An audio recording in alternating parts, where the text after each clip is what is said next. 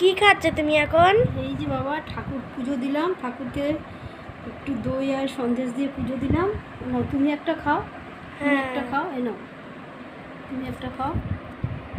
হ্যাঁ আমি খাচ্ছি একটু একটু সন্দেশ খেতে খুব ভালো লাগে।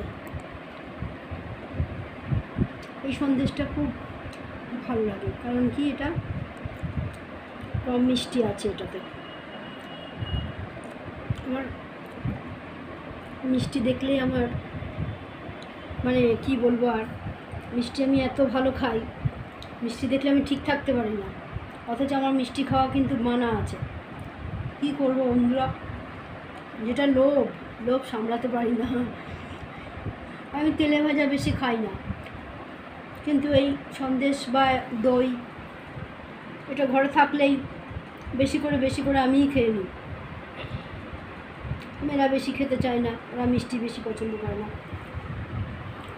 আমি খাচ্ছি।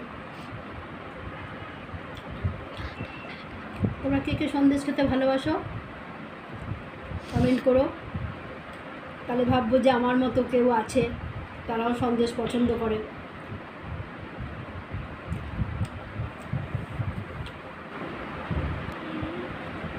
একটু বিশ্রাম পেলাম।